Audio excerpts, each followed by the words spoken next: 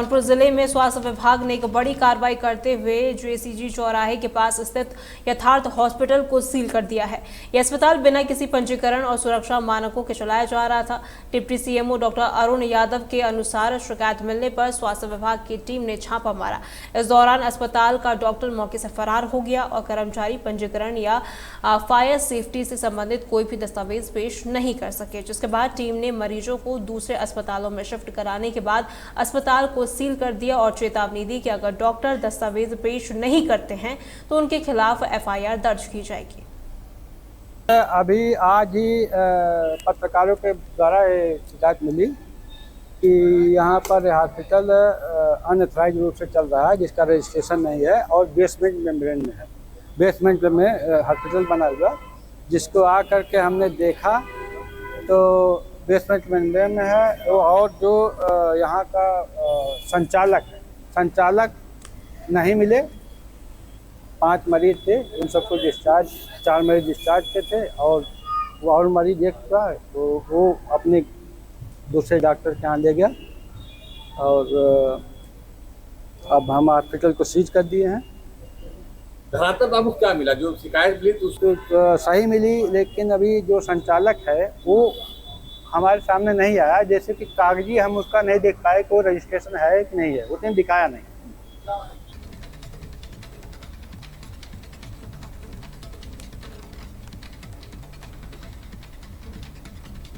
लखीमपुर खीरी में बीजेपी महिला मोर्चा ने कांग्रेस कार्यालय के बाहर जबरदस्त हंगामा किया।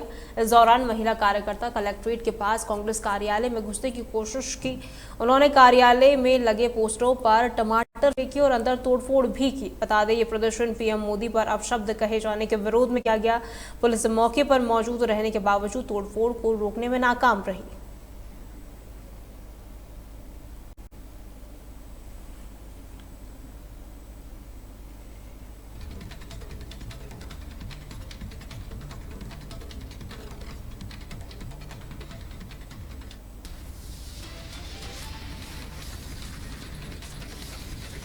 मथुरा में यमुना का जलस्तर खतरे के निशान से ऊपर चला गया है और घाट पूरी तरह से जलमग्न हो गए हैं। ग्रामीण इलाकों में रास्ते और खेत यमुना के पानी में डूब गए हैं, जिसके लिए नगर निगम ने गोताखोर और स्टीमर तैनात किए हैं और आपदा प्रबंधन में जुटे हुए हैं। इस दौरान पुलिस प्रशासन पूरे क्षेत्र में गश्त कर लोगों को पानी से दूरी बनाए रखने की चेतावनी दे रहा है। साथ ही अधिकारी मौके पर मौजूद हैं और ग्राम प्रधान गोविंद ने भी स्थिति का जायजा लिया है और लोगों से सुरक्षित स्थानों पर रहने की उन्हें सलाह दी गई है और साथ ही उन्हें सतर्क रहने को भी कहा गया है। देखिए, यमुना का जलस्तर बढ़ता जा रहा है और प्रवाह भी बहुत तेज है। इसमें जो जलस्तर है वो अभी 166.22 पर है, जो कि खतरे के निशान से ऊपर है। तो इसमें वही हम लोग इंश्योर कर रहे हैं कि वहाँ पर आपकी ड्यूटीज लगी रहें। वहाँ पर सुरक्षा प्रबंधन भी किया गया है। हमारी फ्लड पीएसीज भी लगातार हमने एक्टिव की हुई हैं और लाउड स्पीकर से हम लोग घोषणा भी करवा रहे हैं कि कोई जाए ना नहाने के लिए और इस तरह से जल के पास ना जाए। तो ये एहतियात बरती जा रही है। अभी नाविकों को भी निर्देश दिए गए हैं प्रशासन के द्वारा कि अभी बोटिंग ना करें पानी में। तो यही सारे एहतियात हम लोगों को निर्देश दे रहे हैं बरतने के लिए। लोगों से अपील भी की जा रही है। तो यही सब चीज़ है। जल स्तर का प्रभाव तो आप देख ही रहे हो, चारों तरफ पानी पानी है और हमारे गुलालपुर का और बाबूगढ़ का 80% से 90% तक की जो फसल है वो बर्बाद हो चुकी हैं।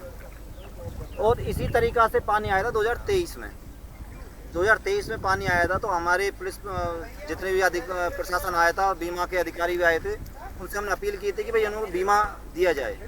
फिर 2023 में किसी भी किसान के लिए कोई बीमा नहीं आया, जिससे 2023 में स्थिति बहुत ख़राब हो चुकी थी। फिर 2024 में भी हमारी कोई भी फसल ना हो पाई और 2025 में भी फिर वही तरीका की जमुना का पानी उसी तरीका से आ गया है। भी आए, उन्होंने हिम्मत बांधी कि भाई आपका पैसा आएगा बीमा का। पूरे किसानों ने हमारे कहने से, प्रधान के कहने से और समस्त अधिकारियों के कहने से बीमा कराया। पर 2000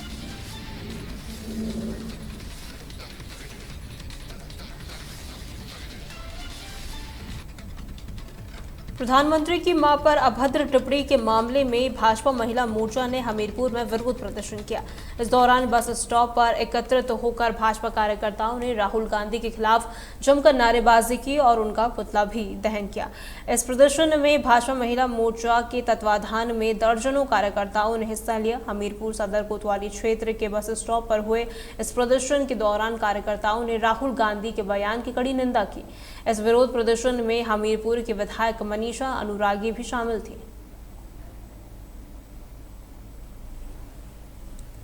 ने भी जो कृत्य बिहार में दरभंगा में जो मंच के माध्यम से कांग्रेस पार्टी के जो उनके नेता हैं, जिस प्रकार से उन्होंने हमारे इस देश के यशस्वी प्रधानमंत्री जी की जो मां है उनके बारे में किस तरह से अपशब्द कहे, किस तरह से उन्होंने टिप्पणी की, ये वाकई में निंदनीय है। और आज उसी को लेकर के महिला मोर्चा के तत्वाधान में उनका यहाँ पर पुतला दहन किया गया, क्योंकि जो आचरण उन्होंने किया है वो उन्होंने सीखा है और वही उन्होंने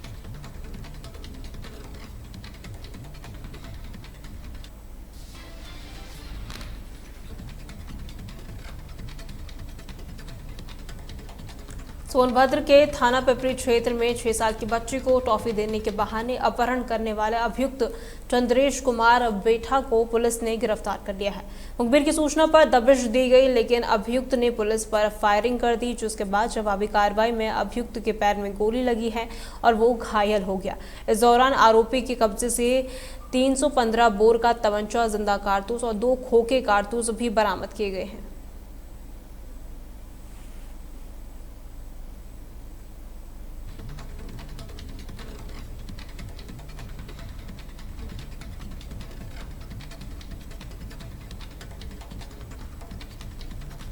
शामली में पुलिस और कुख्यात बदमाशों के बीच एक मुठभेड़ हुई, जिसमें 25,000 रुपए का नामी गैंगस्टर रधुरी घायल होकर पकड़ा गया।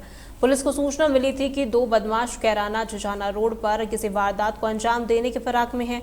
वहीं जब पुलिस ने उन्हें रोकने की कोशिश की तो उन्होंने पुलिस पर फायरिंग शुरू कर दी, जिसके बाद जवाबी कार्रवाई में बदमाश के पैर में गोली लग गई। मुठभेड़ के दौरान उसका एक साथी अंधेरे का फायदा उठाकर भागने में कामयाब रहा, जिसकी तलाश पुलिस अब कर रही है।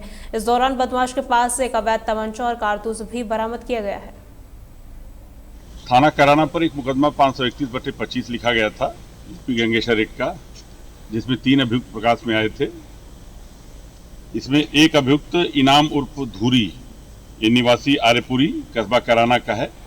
ये अपने साथी भूरा के साथ जानकारी प्राप्त हुई कराना पुलिस को कि ये जिंजाना की तरफ से कराना कस्बे में आने वाला है। इस सूचना पर इस जगह पे जब घेरेबंदी की गई तो उसके ने पुलिस के ऊपर फायर किया है। पुलिस ने आत्मरक्षार्थ गोली चलाई है, जिसमें उसके पैर में चोट लगी है। दूसरा साथी उसका फरार हो गया है। यह इनाम उर्फ धूरी जो कस्बा कराना का रहने वाला है, इसके ऊपर कुल 39 मुकदमे हैं पंजीकृत, जिसमें ये गैंगस्टर में वांछित था और जिसके ऊपर पुलिस अधीक्षक महोदय द्वारा 25,000 का इनाम भी घोषित किया गया था। ये थाने का हिस्ट्री सीटर भी है। इसका हिस्ट्री सीट जो खुली हुई है 280/A है। इसको चिकित्सालय में भर्ती किया गया है। इसकी हालत सामान्य है। शेष विधि कार्रवाई प्रचलित है और इसके फरार दूसरे साथी की तलाश के लिए सर्किल केराला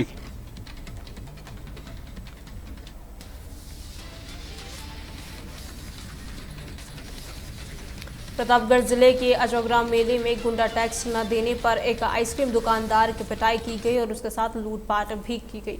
साथ ही आरोपियों ने पिस्टल निकालकर फायरिंग भी की। पीड़ित दुकानदार ने पुलिसकर्मियों पर आरोप लगाया कि उन्होंने दबंग आरोपियों के खिलाफ कार्रवाई करने के बजाय समझौता कराने का दबाव दिया। वहीं मेले में लगी सभी दुकानों को हटाया गया, जिसके बाद पीड़ितों ने एसपी से न्याय की गुहार लगाई है। वहीं अब इस घटना के बाद मेले में सुरक्षा व्यवस्था और पुलिस कार्रवाई पर कई गंभीर सवाल खड़े होने शुरू हो गए हैं।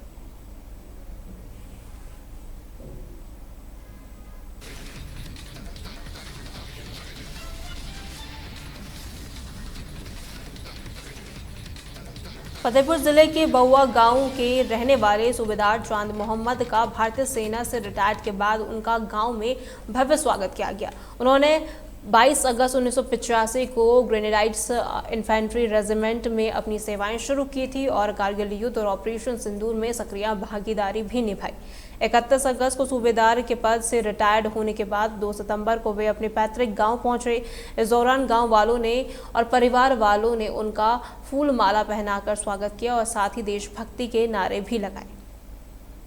अपने गांव और जो मेरे साथी हैं, जो मेरे दोस्त हैं, जो मेरे बुजुर्ग हैं, मैं इनका बहुत ही आभारी हूं कि इन्होंने मेरे को इस लायक समझा कि मैं आज अपना कार्यकाल और ऑपरेशन सिंदूर करके अपने गांव में सुरक्षित सही सलामत आया और इनका मैं ज़िंदगी भर आभारी रहूंगा कि मुझे इस लायक सम्मान दिया और मुझे इस लायक।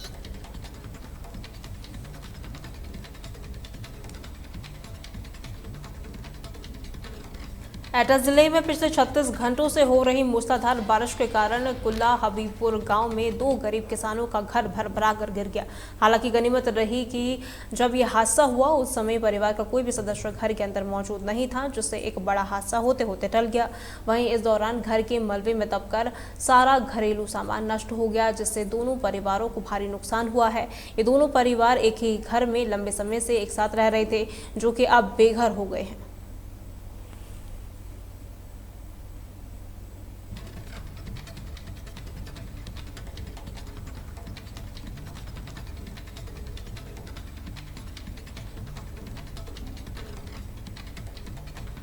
बहराइच में मवेशी चुराने गए 2 किसानों पर आकाश में बिजली गिरने से उनकी मौत हो गई। बता दें, भारी बारिश के बीच दोनों बारिश से बचने के लिए छाता लगाकर एक पेड़ के नीचे बैठ गए थे। अचानक गिरते आकाश में बिजली की चपेट में आने से दोनों झुलस गए और मौके पर ही उनकी मौत हो गई। सूचना मिलने पर उपजिलाधिकारी और थाना अध्यक्ष मौके पर पहुंचे और शवों को कब्जे में लेकर पोस्टमार्टम के लिए भेज दिया।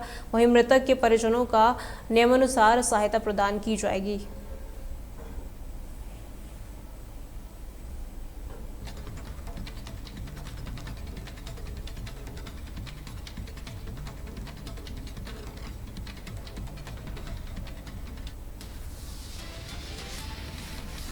उन्नाव में आगरा लखनऊ एक्सप्रेसवे पर एक भीषण हादसा हो गया। बता दें, गोरैया कला गांव के पास एक्सप्रेसवे पर डीजल खत्म होने के कारण खड़े एक कंटेनर को पीछे से आ रहे दूसरे ट्रक ने जोरदार टक्कर मार दी। इस हादसे में कंटेनर के पास बैठे परिचालक की मौके पर ही मौत हो गई, जबकि उसका साथी गंभीर रूप से घायल हो गया, जिसके बाद घायल को तुरंत ट्रॉमा सेंटर लखनऊ रेफर किया गया। वहीं बता दें, पुलिस को सुबह 5:30 बजे इस घटना की सूचना मिली, जिसके बाद 5 घंटे बाद बहेड़ा मुजावर थाने से पुलिस पोस्टमार्टम की प्रक्रिया पूरी करने के लिए पहुंची है।